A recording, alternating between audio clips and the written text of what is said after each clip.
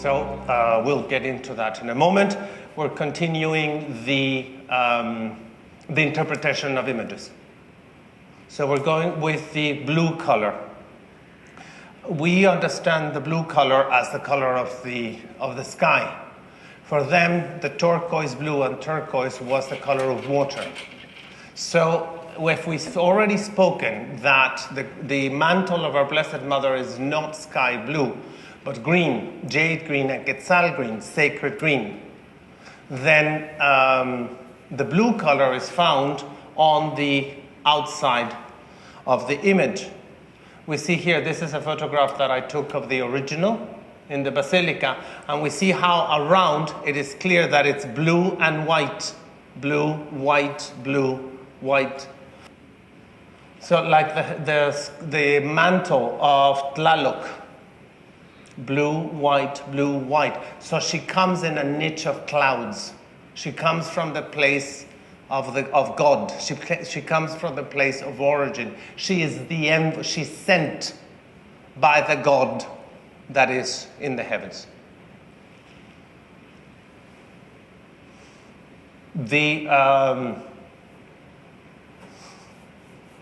This is one of the pots dedicated to Tlaloc. And we see the indigo blue color used. For the Europeans, this was so foreign to them. The concept of the understanding of Our Lady in the iconography of the natives was so foreign to them that the images that were painted by them corrected the mistakes that God had made in the image of Our Lady of Guadalupe. So we see here how she's got the blue mantle. She, of course, is crowned. And then we see the angel at the base, rosy-cheeked and blonde curls and dimples. And, of course, the wings are perfectly golden.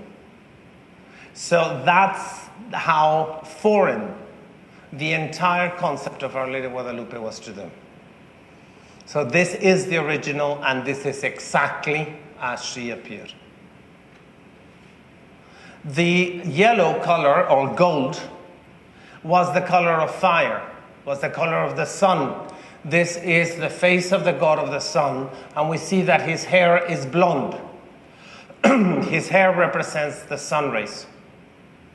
So naturally, he has the blonde hair around him. The snakes of fire, the sun rays, are also seen as snakes of fire. The God of the sun is life-giving. The warmth of the sun brings about the flowers and the fruits that we eat. So his is also life-giving. So the snakes are life-giving. We see the rays of the sun are life-giving, and we see how they're undulant. The rays on Our Lady of Guadalupe is one wavy, one straight. One wavy, exactly the same as the sun rays. So we see how, for the natives, she's standing in front of the sun.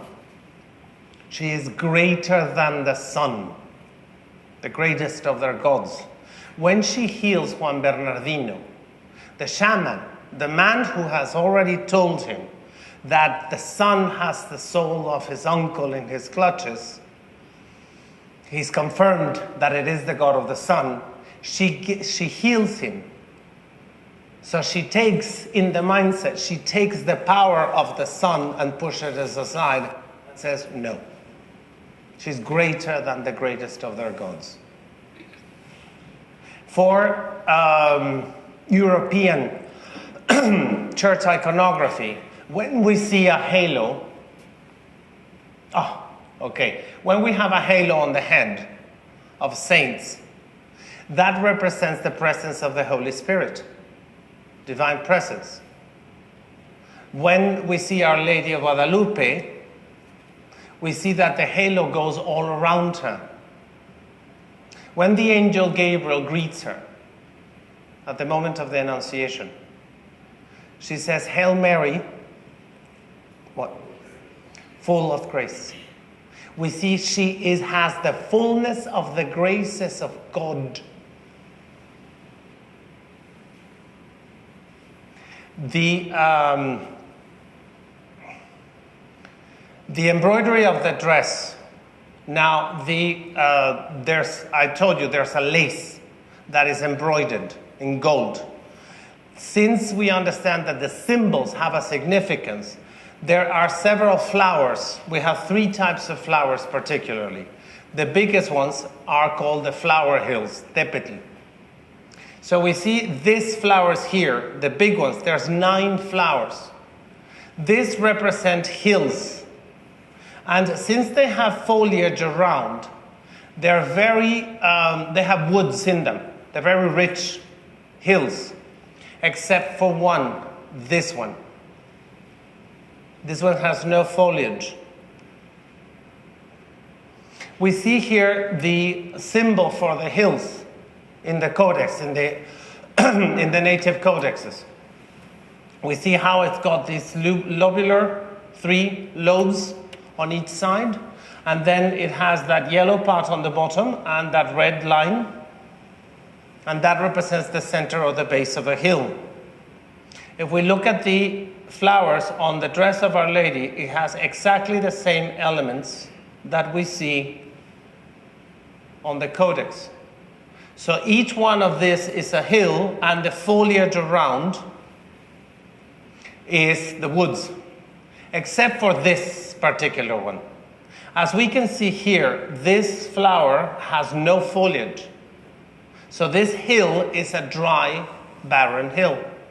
However, it has flowers, and we see the flower here that comes from above, the flowers that come from the heavens. So these are flowers. It's a dry, barren hill with flowers that come from heaven.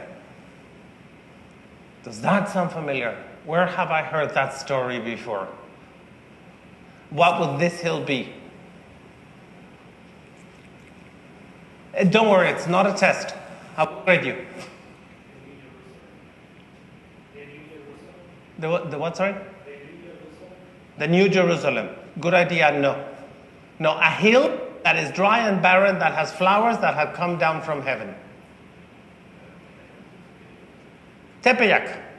So, if we take this hill, this dry, barren hill, see how it's touching the mantle, the flowers that are growing on it are coming from heaven. We take this flower and put it on top of Tepeyac on the map. We're going to find that each one of the 9 flowers corresponds exactly to 9 mountains that are located exactly in the very center of the continent, the geographical center of the continent. This is the Gulf of Mexico. This is the Pacific.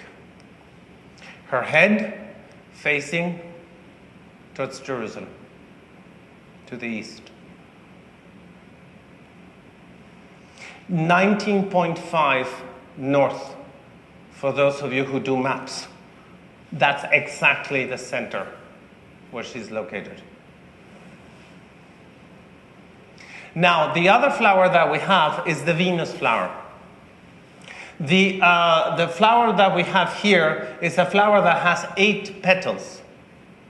We see that it has 2 round ones and 4 round ones and 4 thin elongated ones. This, for the natives, was the symbol of Venus. And Venus is the morning star. It's a planet, never mind, it's a morning star. And the Venus was the symbol of Quetzalcoatl. If you remember the legend that I told you about Quetzalcoatl, before he left, he prophesied that there would be white men with a white god that would come from the Orient to put all of the other gods in their place. And we see this on her dress. So she brings the white god from the Orient that will put the other gods in their place. And that is the original. Sorry, am I blocking your view? Okay. You can see it here on the computer. No. The other flower that we have is one 4-petal flower. The only one 4-petal flower right there. In the very center. The 4-petal flower came from a cave located under the Pyramid of the Sun in Teotihuacan. The cave is under the pyramid, not inside. This was a natural cave with 4 chambers. And that is why they built the pyramid there. These 4 chambers, this cave with the flower with 4 petals, symbolizes to them the union of the 4 elements. The concept of the creation of the universe. The circle in the center represents the place where the living God is, the creator of all the universe. The Aztecs flipped it and used it for the design of the Aztec calendar. So we have the 4 elements coming together, bringing the God, the center of all creation, where he lives. And that's exactly over her womb. She brings the God giver of life. When she introduces herself to Juan Diego, she tells him, I am the ever Virgin Mary, mother of the one true God for whom one lives.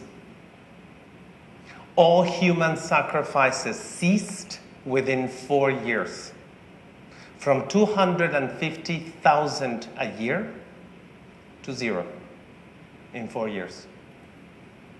The entire population of his town was being devastated in the name of God, to please God. With this, they stop. And that's the origin. Now, the cincture that she's wearing, the belt, is black.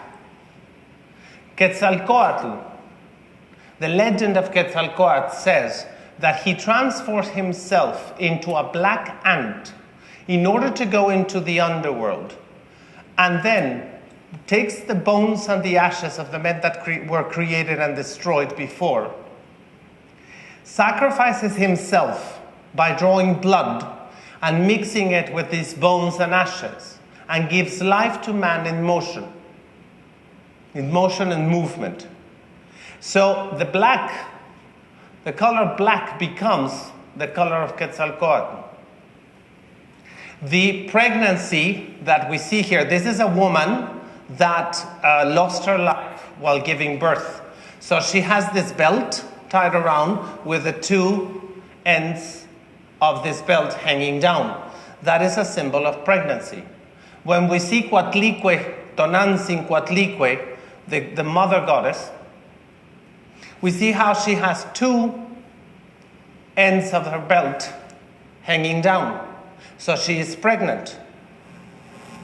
The black color, the high priests and the people that participated in the sacrifice would cover their bodies with ashes so that they would be wearing black, so that would become black, reenacting the moment when Quetzalcoatl takes his blood and then gives life. We see how the belt is black. But it is not only 2 ends that come down, it's 4 loops. And then the 2 ends that come down. So she's pregnant with the God creator, the beginning and the principle of all life. The fact that the belt is tied up high, that represents the pregnancy. That is clearly showing that she's pregnant. About 5 to 6 months. The moon underneath, there have been several people who have asked me, what are those horns on the bottom? Is she stepping on the devil? Is she just crushing the devil? No, those are not horns. That's the moon. It's a crescent moon. Now, why would it be black? Sorry? An eclipse, exactly. The moon is in front of the sun. If it were any other color, it would be a mistake. God makes no mistakes. The fact that she's got her foot stepping on the moon and she's standing in the center of this crescent, she's standing in the center of the moon. When the Aztecs went to Mexico, arrived in the valley of Anahuac, they lived for a short time in the hill of Chapultepec. At night, they would look at the moon reflected in the center of the lake. So they called it the belly button of the moon, the center of the moon, Mexico. So she actually standing and set foot in Mexico. When Juan Diego's trying to run away, going by the back side of the hill, the east side of the hill, she descends, starts walking down the hill. She sets foot and touches land.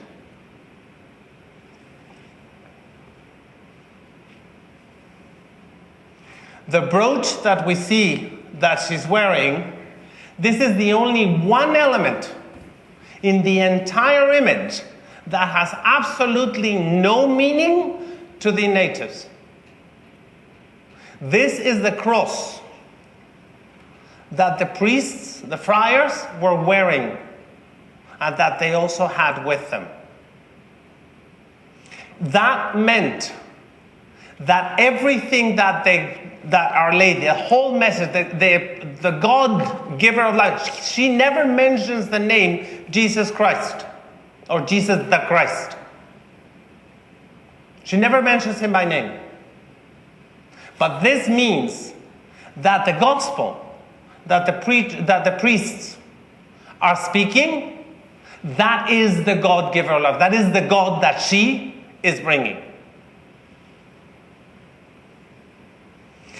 There was an attempt to destroy the image of Our Lady. In 1921, on November 14th, around 10 o'clock in the morning, a man came dressed as a poor worker. He had a flower arrangement with a dynamite cartridge hidden inside. He asked if he would be allowed to place the flower arrangement at the feet of Our Lady.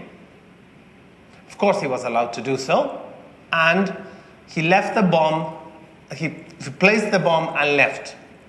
The bomb exploded, destroying parts of the altar, destroying the windows of the basilica, destroying windows of houses around. It was a massive bomb. It was a huge charge of dynamite. The image of Our Lady and the glass that was a regular, ordinary glass that was covering the tilma wasn't even scratched. There was a crucifix, bronze crucifix, between the image and the flower arrangement. As you can see, of the impact of the bomb, the strength of the bomb, bent completely a solid bronze crucifix. Bent it backwards. I've heard it said that this just shows you how Jesus bends over backwards for his mother. Cute. It only works in English though. But anyway, the impact of the bomb and the attempt. However, miraculously, not a scratch. Not even the glass was scratched. Of course, she's now encased in bulletproof crystal. We learn the lessons. Our Lady appears to the natives and they start converting. They hear the story, they see the image, and they immediately ask for the Eucharist. They want to receive communion. They want to receive God. They are told, you have to be baptized first. Okay, go. We had 200 baptisms per day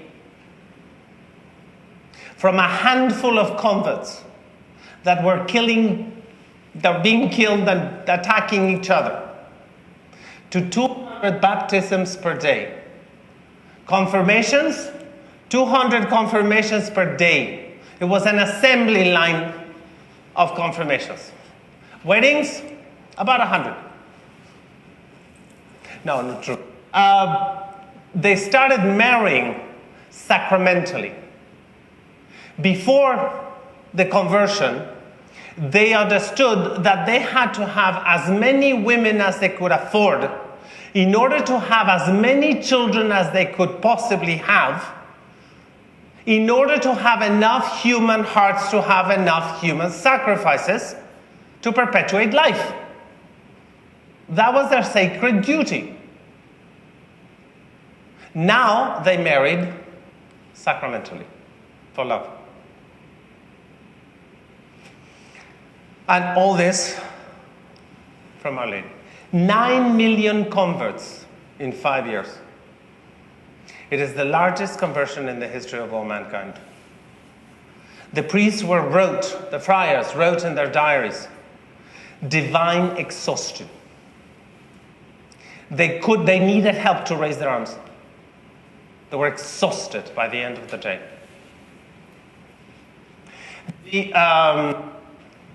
This was the only conversion in the history of mankind that was not forced, was not by the sword.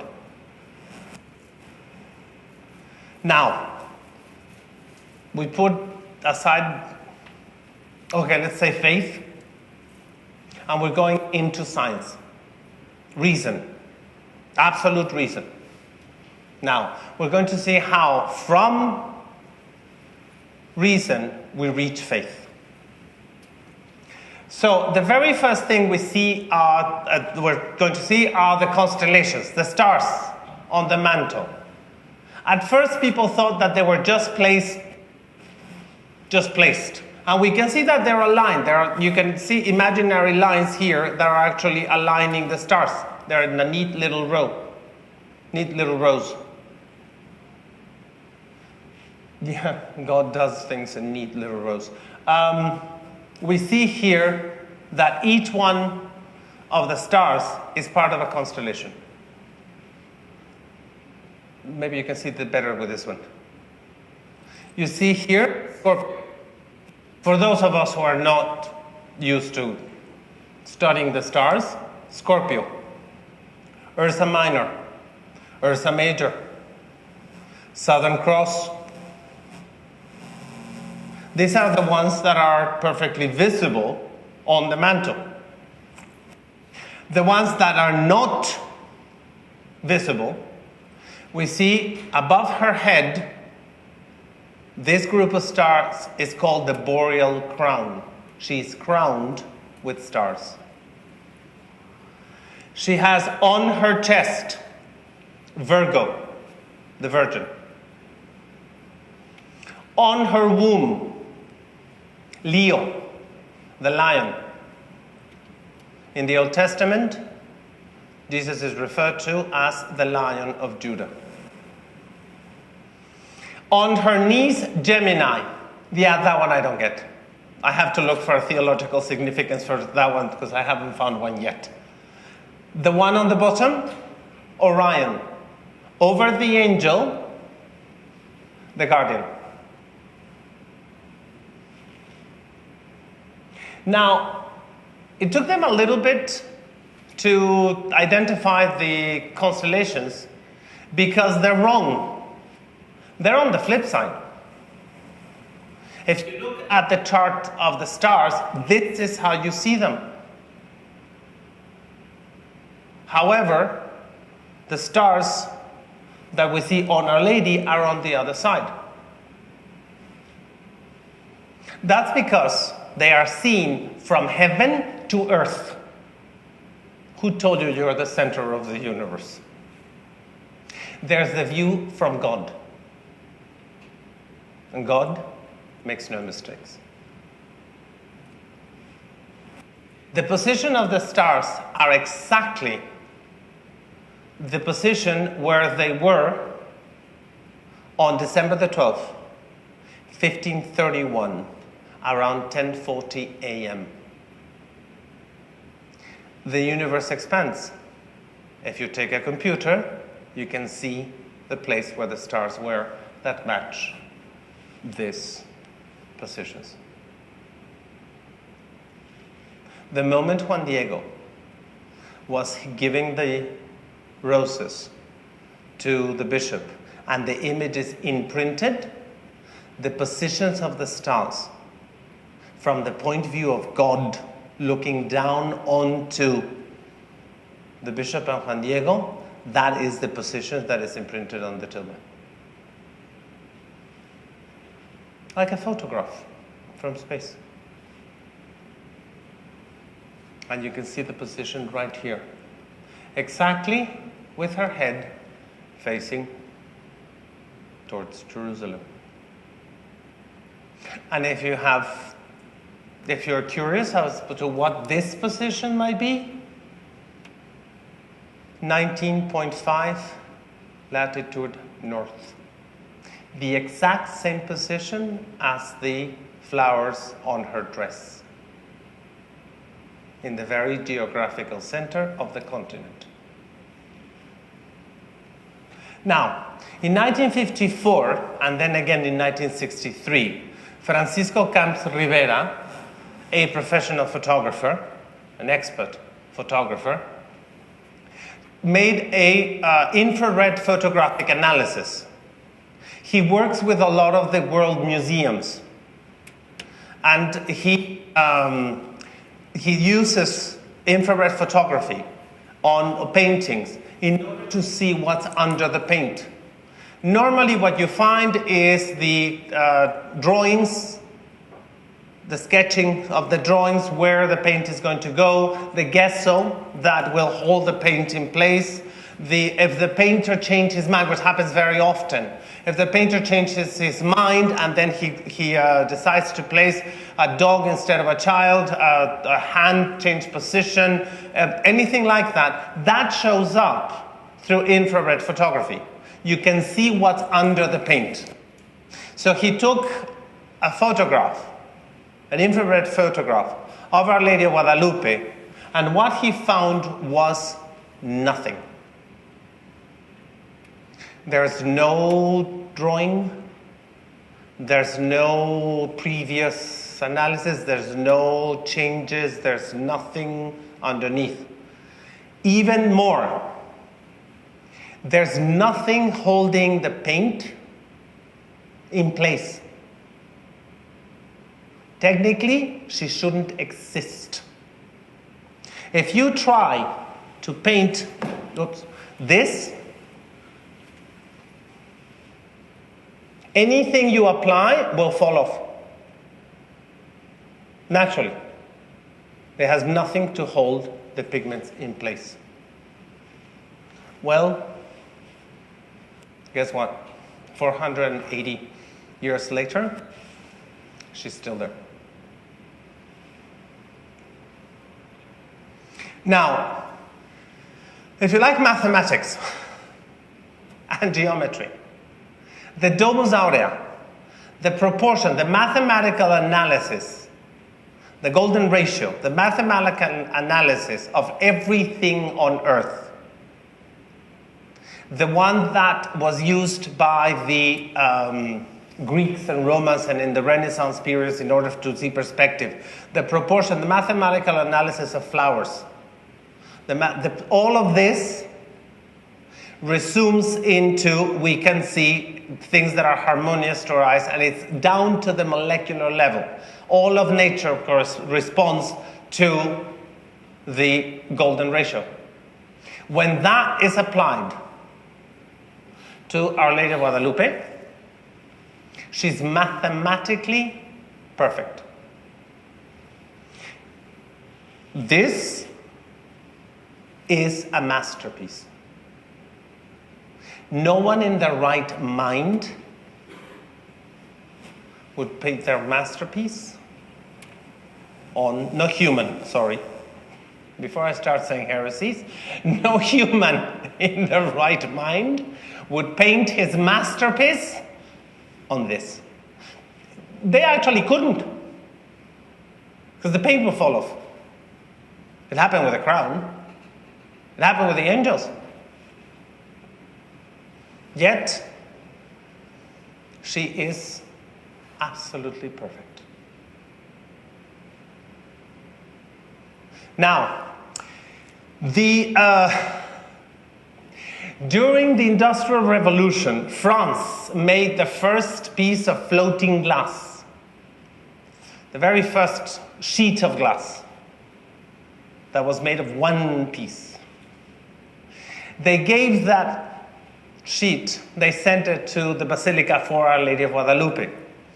When the glass arrived, it turns out that it was about 40 centimeters too short, the glass.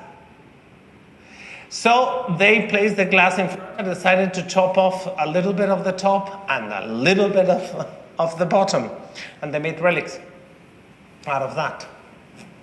It sounds horrid, but at the time it made sense to somebody. Hindsight is 2020. Let's not blame them too much. Okay, so 2 of those strings, 2 samples, were sent to Austria. Richard Kuhn, I know I'm not pronouncing it right, I don't speak German, sorry. Richard Kuhn tested it in 1936. Now, Richard Kuhn was an atheist. He had a PhD in chemistry, and he won the Nobel Prize of Chemistry in 1938. So he was top of the world, right? And they gave him the 2 threads, and they told him, would you please tell us what this is and where it comes from?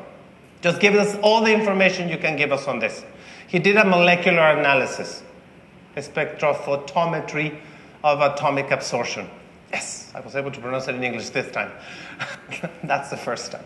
So, he's given us, and his answer is, it is Istle from the agave, dated roughly 1500, 16th century. That's as precise as he was ever going to get. And then he analyzed the pigments, 1 yellow and 1 red thread. He analyzed the pigments. His response was, it's not animal, it's not mineral, it's not vegetable. The material of the pigment is unknown. Within the entire periodical table of elements, it is not. Then he asked, okay, first of all, Istle, this fiber, it disintegrates in 20 years. 50 under museum conditions, but it disintegrates. It's a natural fiber, it has no chemical process, nothing to preserve it. It falls apart in 20 years. Do you have a piece of thread that is agave that is from the 16th century? Would you explain to me how did you do it? Where did you find it? Natural curiosity. And then the pigments. Where did these come from? Because even he didn't know. Did you develop a brand new pigment that, what kind of a mixture is this? Where did you get this? And they told him, from Our Lady of Guadalupe. The what? Our Lady of Guadalupe in Mexico. What are you talking about? And then they told him the entire story. He went to Mexico. He saw Our Lady of Guadalupe and he converted. He died a Catholic at the feet of Our Lady of Guadalupe. Faith through pure reason. That is the power of God and Our Lady.